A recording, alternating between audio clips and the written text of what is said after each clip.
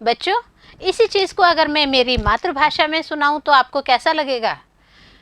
Hello टाबरा, किया हो, चोखा हो नी? तो ये जो लैंग्वेज है मारवाड़ी, कैसी लगी बच्चों आपको? तो यही जो दर्द है, यही जो फीलिंग्स है, अपनी मातृभाषा को छोड़कर दूसरी लैंग्वेज में लिखना, इस पोयम में लेके आए हैं हम पद्मा सचदेवा के संग। पद्मा सचदेवा जो हैं वो बहुत ही अच्छी पोएटस हैं, और अगर हम बात करें इनके यहाँ पे मदर टंग के बारे में, इस पोयम के बारे में कोरिलेट करते हैं तो हम क्या देखते हैं कि पद्मा सचदेवा को बहुत ज़्यादा गिल्टी फील हो रही है, बहुत ज़्यादा ये अपने आप में उधेड़-बुन में है कि मुझे अपनी मातृभाषा को छोड़कर दूसरी भाषा में लिखना पड़ रहा है। आज हम इसका फर्स्ट पार्ट क्लियर करेंगे बच्चों, और फर्स्ट पार्ट में हम करेंगे about poet, poem and literary devices. Okay, तो ये पोएट के बारे में हम बात करते हैं। हमने अभी आपको क्या कहा? पद्मा सचदेवा अपने आप में एक ऐसे रिनाउंड पर्सनैलिटी जो बहुत ही अच्छी हैं, बहुत ही अच्छी कवित्री हैं, इनको बहुत ज़्यादा पुरस्कार भी मिल चुके हैं। किसके लिए? अपने राइटिंग्स के लिए। और हम अगर ये कहें कि पद्मा सचदेवा और डोगरी जो एक लैंग्वेज है, इंडियन लैंग्वेज है, उसका अपने आप में एक दूसरे के ये पूरक हैं, तो कहीं कोई अतिशयोक्ति नहीं होगी। First of all we are taking about the poetess. जब हम पोएटस की बात करते हैं बच्चों, तो हम क्या देखते हैं? Padma Sachdeva was born on 1940, और अभी इनका एज 81 ईयर्स की हो चुकी है एट पूरा मंडल। कहाँ है ये? पूरा मंडल में रह रही हैं।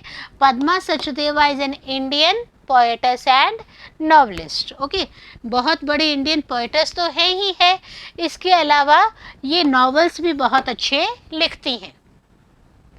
She is the first modern woman poets of the Dogri language and in Hindi.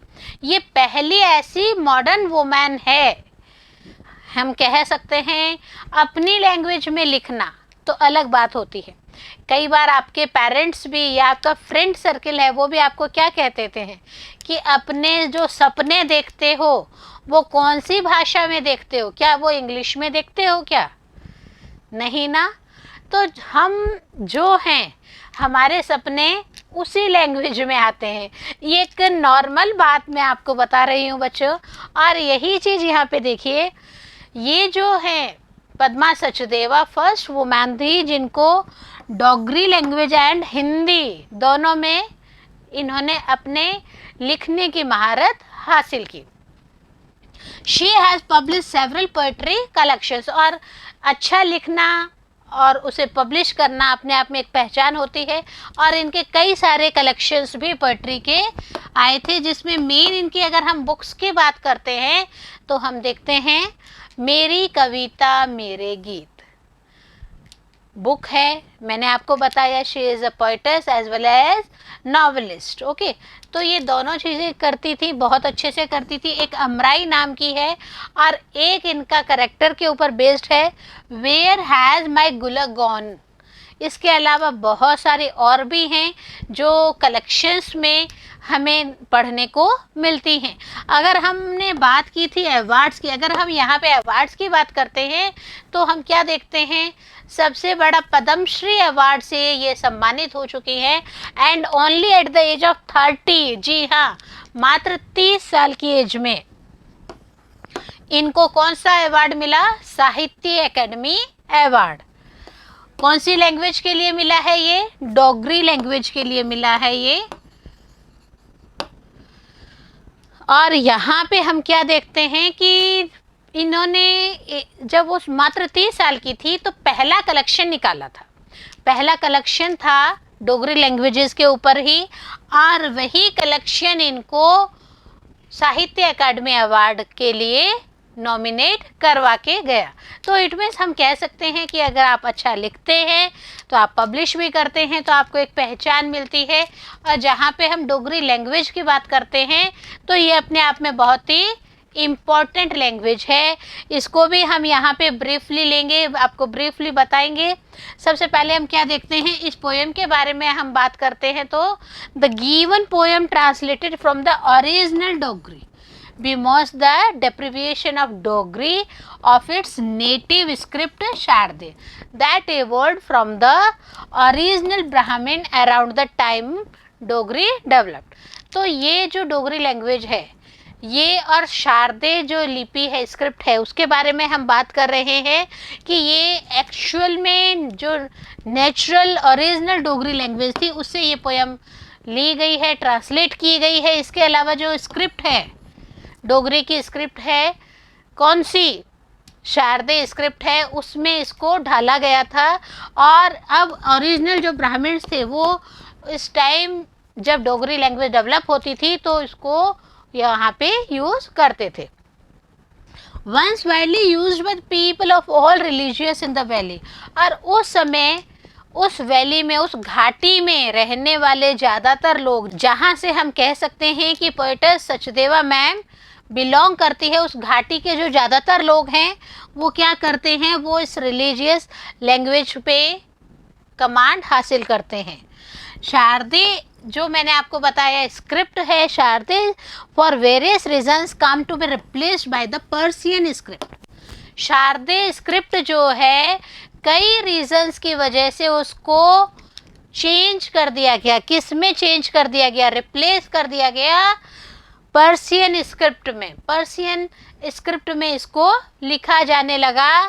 Presently both Persian and Devanagari, Hindi and Urdu. अभी हम बात करें हिंदी और उर्दू लैंग्वेज की, जिनको हम क्या कहते हैं, Persian and Devanagari scripts are use for Dogri. अभी ये दोनों लैंग्वेजेस, हिंदी और उर्दू दोनों लैंग्वेजेस डोगरी के लिए यूज़ किया जाता है। Language listed in schedule 8th of the constitution of India. और ये जो डोगरी लैंग्वेज है ये हमारे संविधान की जो 8वीं अनुसूची है, जिसमें कि भाषाओं के बारे में हमें पता चलता है कि हमारे भारत देश में कितनी तरह की भाषाएं बोली जाती है। तो वहाँ पे 8th जो शेड्यूल है उसमें इसको लिस्टेड किया गया है। अब हम बात करते हैं हमारी पोएम मदर टंग। स्टार्टिंग में बच्चे को माँ के द्वारा सिखाया जाता है, तो हम ये नहीं कहते कि माँ जो लैंग्वेज बोलती है वो मदर टंग है। मदर टंग इट मीन्स जिस लैंग्वेज में बच्चा इजीली बात को समझ पाता है और अपनी बात को रख पाता है, वह उसकी मदर टंग होती है।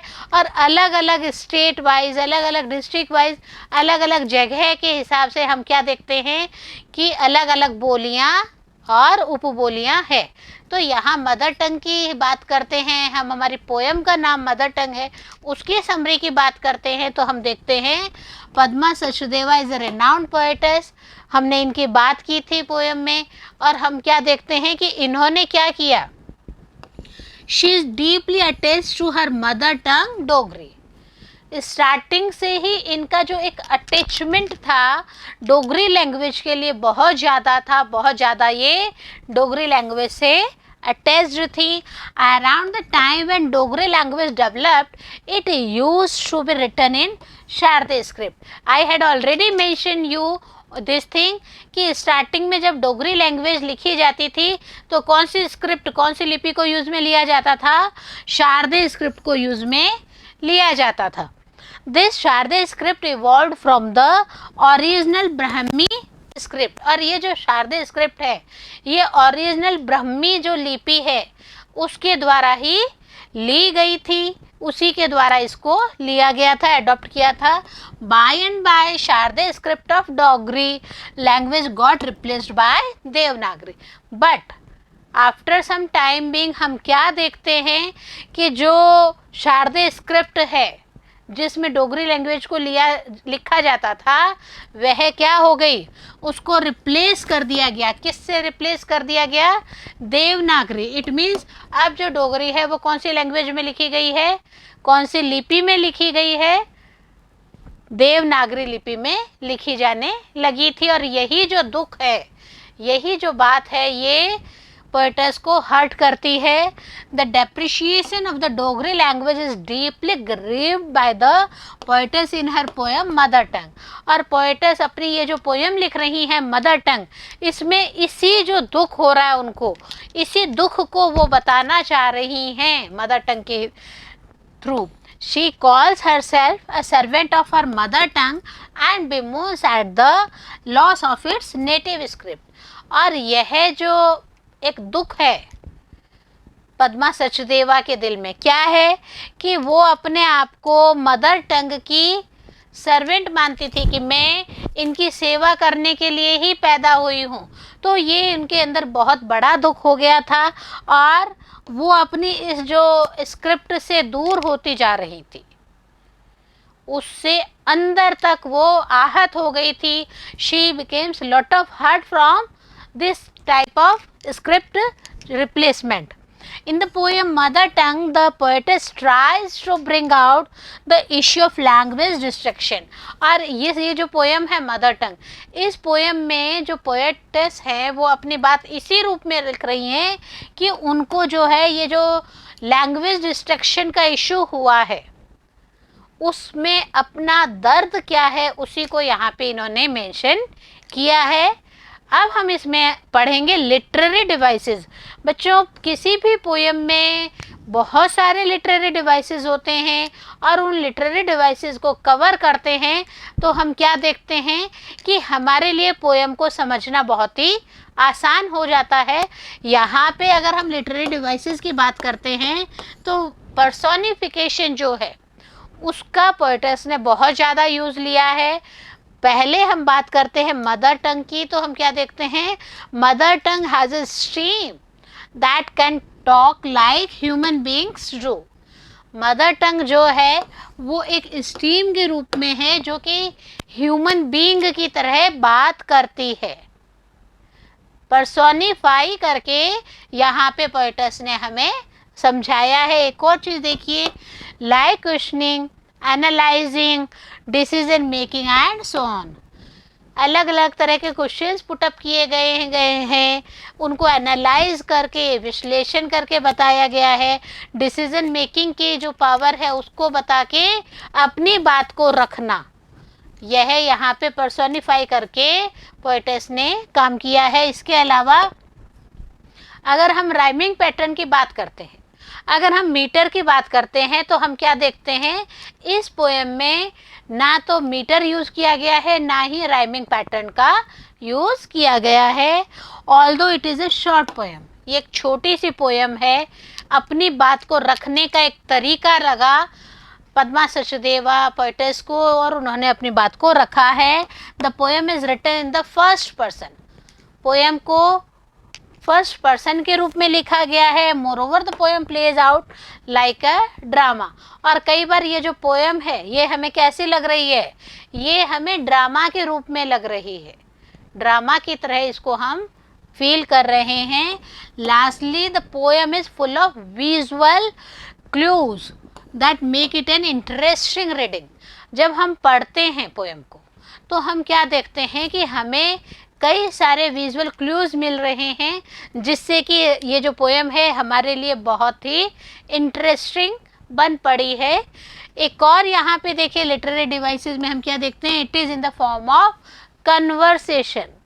कन्वर्सेशन में वार्तालाप होता है, एक व्यक्ति दूसरे व्यक्ति को अपनी बात रखता है और दूसरा व्यक्ति उसे वापस रिस्पॉन्स करता है। तो ये जो पोएम है ये एज अ कन्वर्सेशन हम सब के सामने रखी गई है और हम कह सकते हैं कि डायलॉजिक फॉर्म भी यहाँ पे आ रहा है। डायलॉग्स जो हम बोलते हैं वो भी इस पैटर्न को भी यहाँ पे अडॉप्ट किया गया है। इसके साथ ही देखिए the poetess, the stream and Dogri are the principal characters. ये जो पोएम है ये तीन मेन कैरेक्टर्स को लेकर डेवलप की गई है। पहला पोएटस खुद है, फिर स्ट्रीम है और लास्ट में डोगरी जो लैंग्वेज है उसके ऊपर रखकर इन तीन बातों को, इन तीन कैरेक्टर्स को लेके पोएम को डेवलप किया गया है। एक और यहाँ पे इम्पॉर्टेंट बात है, the stream and the poet are active participants in the conversation. तीन करेक्टर हैं, बट तीन करेक्टर में से भी only and only 2 characters are conversing with each other. One is the stream and the second one is the poetess herself. तो यहाँ पे ये कंसेप्ट आपको क्लियर हो गया होगा कि प्रिंसिपल कैरेक्टर्स तो 3 हैं. कन्वर्सेशन मात्र और मात्र 2 लोगों के बीच में ही किया गया है, और डोगरी जो है वो पैसिव फॉर्म में है, एक्टिव फॉर्म में नहीं है, पैसिव है थ्रू आउट द पोएम. तो यहाँ पे हम क्या देखते हैं कि पर्सोनिफाई करके अपनी बात को रखा है, पर्सोनिफाई करके अपनी बात को मजबूती प्रदान की गई है. और जो पोएम है मदर टंग, जब हम इसको सेकंड पार्ट लेंगे, कवरअप करेंगे और उस सेकंड पार्ट को करेंगे, तो आप खुद फील करेंगे इस चीज़ को कि हमें भी अपनी मदर टंग पे गर्व होता है. इट्स ओके, बने रहिए मेरे साथ सेकंड पार्ट के लिए. तब तक पढ़ते रहें और आगे बढ़ते रहें.